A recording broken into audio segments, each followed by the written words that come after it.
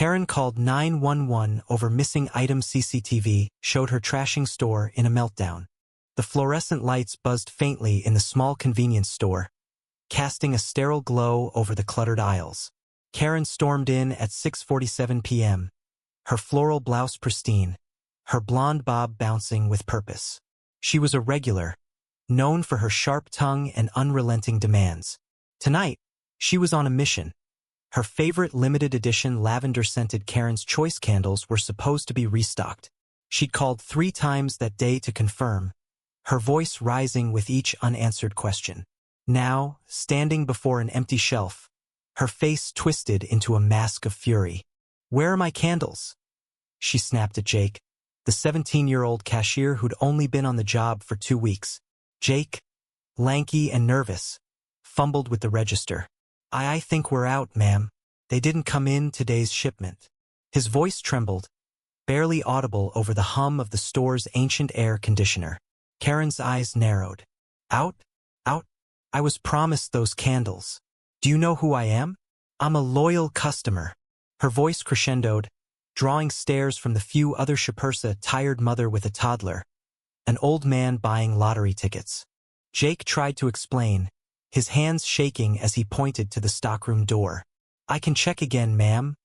But Karen cut him off, slamming her purse on the counter. "Don't you dare walk away from me.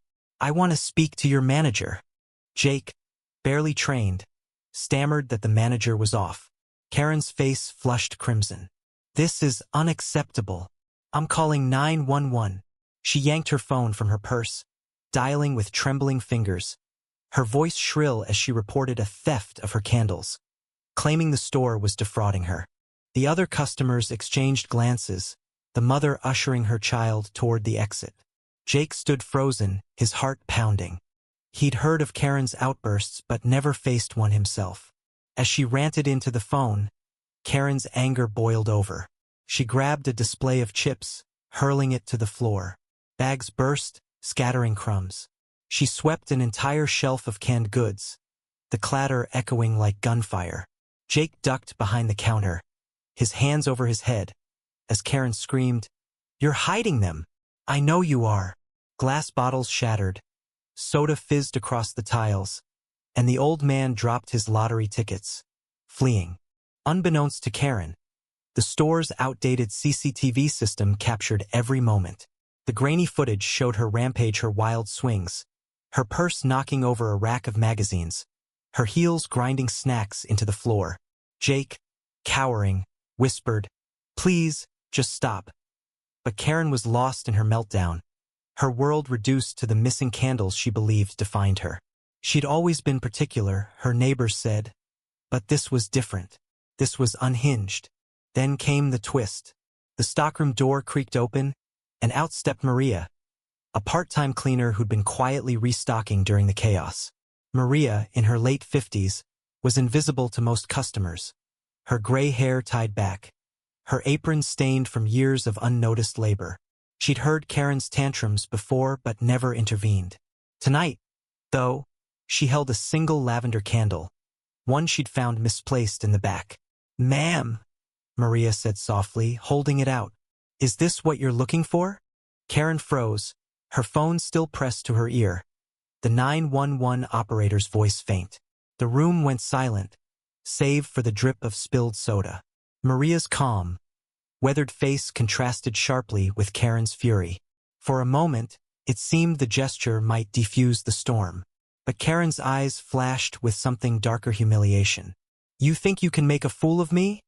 she spat, snatching the candle and smashing it to the ground. The wax splintered, lavender scent mingling with the chaos. Maria stepped back, her expression unreadable, but her hands trembled slightly. Police arrived minutes later, sirens cutting through the evening. 2 officers, weary from a long shift, surveyed the wreckage. Karen, now composed, pointed at Jake, accusing him of hiding her candles and provoking her. Jake, still shaking, could barely speak. But Maria, unnoticed until now, stepped forward. "Check the cameras," she said quietly, her voice steady but firm. The officers reviewed the footage, their faces hardening as they watched Karen's rampage. The truth was undeniable. Karen was handcuffed, her protests growing feeble as the reality sank in. The officers led her out, her floral blouse now stained, her bob disheveled. Jake, still behind the counter, exhaled for the first time in what felt like hours. Maria began sweeping the debris, her silence heavy with unspoken thoughts. The mother, who'd stayed to watch, whispered to her toddler, "That's why we stay kind." The store closed early that night, the mess too great to salvage. Jake quit the next day, unable to shake the fear of another Karen. Maria, though, returned, her quiet strength holding the place together. The candle's lavender scent lingered for days, a bitter reminder of the chaos. Karen faced charges vandalism, disorderly conduct, but the real cost was her reputation. The town buzzed about the story, the CCTV clip leaked online, going viral. Karen became a cautionary tale, her meltdown dissected on X, some laughing, others pitying. Yet Maria's role lingered in the minds of those who'd seen it. She hadn't needed to speak up, hadn't needed to offer the candle. Her small act of grace, met with Karen's rejection, revealed more than the cameras ever could.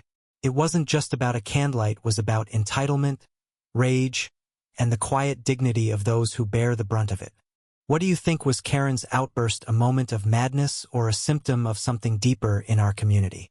Share your thoughts.